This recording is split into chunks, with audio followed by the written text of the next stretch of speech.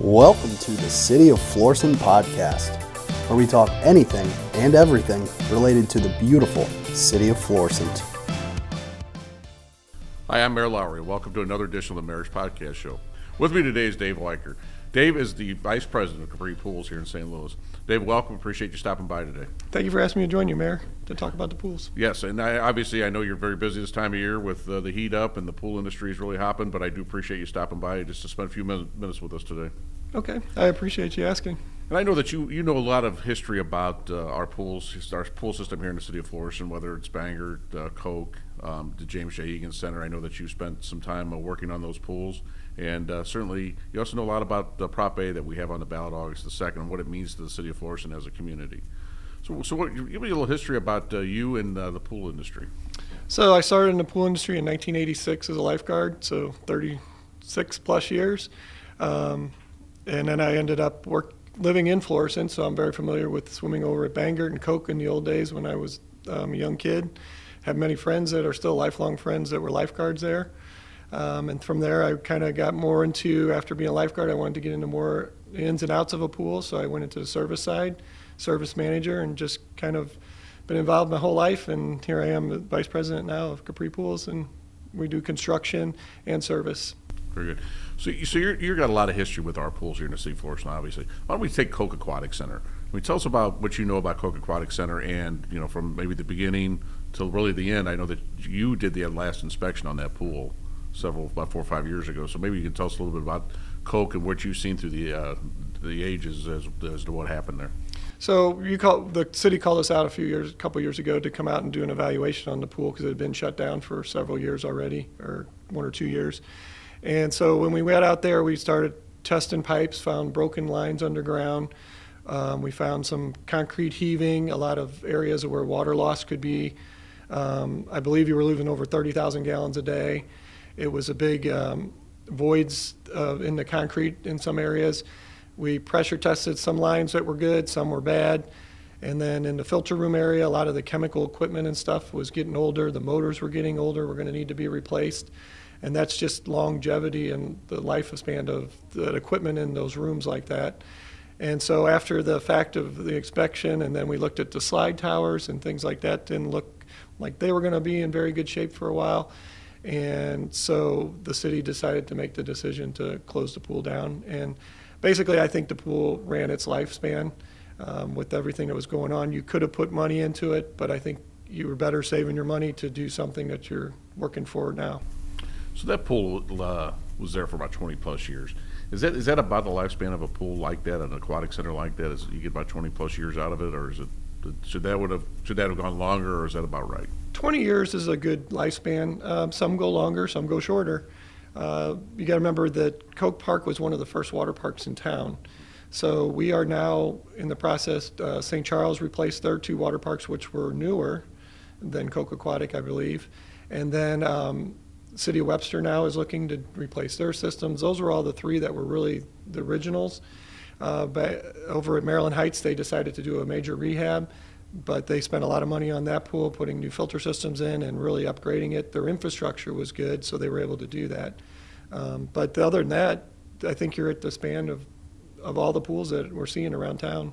Very good. So now let's talk about Bangor. I mean, I know you've done some work at Bangor. Bangor's been there since the early 50s, I believe, itself. And maybe talk a little bit about that pool and what you see the future of Bangor if it stays the way it is today. So Bangor was rehabbed several years ago, and what they did was they used still the infrastructure of the old pool, shallowed it up, put features in there, but you still have that 60-plus-year-old pool underneath there. You still have some piping that's older. You still have that ground movement, things that go on. It looks like the play structure is probably getting to its end. It's getting older looking, starting to rust a little bit. The pool lights, I know we've worked on those in the past, and I don't even think they work anymore. You get down to the old existing filter room, which was from 60 years ago, is breaking down, and it's moisture, and you can do so many things in there to try to prevent things from happening, but it's the nature of the beast. The equipment down there is going to get moisture and chemicals and start to wear out faster, and that's just normal. that would happen. Of course, as you see, I mean, as you go down there, you look at, I mean, you see rust, you see these type of things. That's just the age. I mean, there's not a whole lot that maintenance could have been done to prevent anything like that, correct? Not really. I mean, it's the nature of the beast. You're in a very wet environment in those rooms. No matter how you try to keep them fans and things like that going, you still have moisture problems. You have chemicals in the room. You have chemicaled water, treated water that's always down in those rooms. So over time, it's going to happen. We have some pools that probably 2 years old that the filter rooms look like they're 30 years old. You know, it's just the nature of what goes on in those rooms. Very good. And so what's your feeling about if, Prop A does not pass? What is your feeling? How much longer are we going to have Bangor? You know, I don't have a crystal ball, but I would say it could be today, it could be the last day, or it could be 5 years from now. You know, it's hard to say. But it is getting older. You have a lot of older equipment, and it's going to start costing a lot of money to maintain that pool, even more than you're spending now. And so eventually it's going to come to that decision. Do we keep it or let it go? And another feature at Bangor that we have not opened up this year is the splash pad also, because the pump was bad there, so that's a feature that has not been opened this year. Yes, and I know there were some other things on the splash pad as well that needed to be repaired. And with COVID and everything, I think that kind of shut it down for a few years. And so you are getting to the lifespan of all that equipment in that area over there.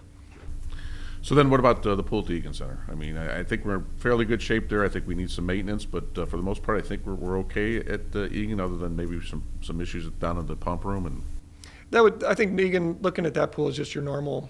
You have valves that are starting to wear out. You have pumps and stuff that you've been rebuilding. Chemical systems could be maybe upgrade a little bit, but other than that, there's nothing major on that pool. The infrastructure of that pool, the shell and everything looks great. I think it was just painted a couple years ago and looks really good, and everything seems to be working really well. So going into the next August 2nd, obviously we've got Prop A on the ballot. Of course, I think it's a very important issue for the community to certainly consider. I mean, it'd be a shame that to think in 5 years, 3 or 4 years possibly, that the city of Florissant would have any outdoor pools. I mean, we get a lot of use at our pool at Bangor. We have the swim team, the fish swim team, and for our citizens in our community, it'd be a shame that if we didn't have an outdoor swimming pool. Now, obviously, Egan Center is going to still be there, but the outdoor facilities are coming to an end. Mm-hmm. I think the Proposition A is great. Just one of the facts that I grew up in Florissant, and one of the neat things about the community was 3 bodies of water. That's something that not many communities have. You're a growing community. You have a lot of young families and children, and I think it would be a great asset to the community to be able to put both bodies of water back in and have your little fun pool over at Real Fun water park type pool at Coke, and you have your more of a family, quieter atmosphere over at Bangor with your swim team. And I think that's something unique that the city offers that a lot of cities don't.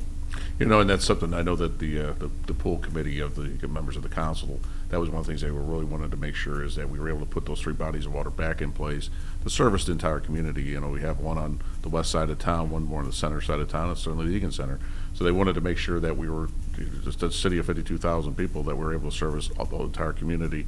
And depending on what you want as far as aquatics, we're going to offer it. Mm-hmm. Yeah, with both bodies of water and then even with the indoor pool, you have a range of everything that anybody could be looking for a nice cool down day in the summer. Very good. Is there anything else you can think of or you'd like to add? I just want to say that those QR codes and stuff we help you with from the drawings, those were just some ideas. I mean, those are not set in stone, obviously. The city will make a decision once things are going on, but it was just something to get out to the public just for visual of what you're thinking about doing and anything we can do to help. Thank you for mentioning that. That really is important because certainly that's kind of the model that we would like to see, but not the exact pool. So that's something that we wanted to make sure, because we wanted to make sure it was visual for people to kind of understand what we were looking at doing. So appreciate you mentioning that. Well, Dave, I appreciate you being here today, and I guess we'll see you next week what the residents of the city of Florissant want to do about this Proposition A. Thank you for having me, and if there's anything we can do to help, we'd be glad to. Thank you. That concludes another edition of the Mayor's Podcast Show. We are Florissant Strong.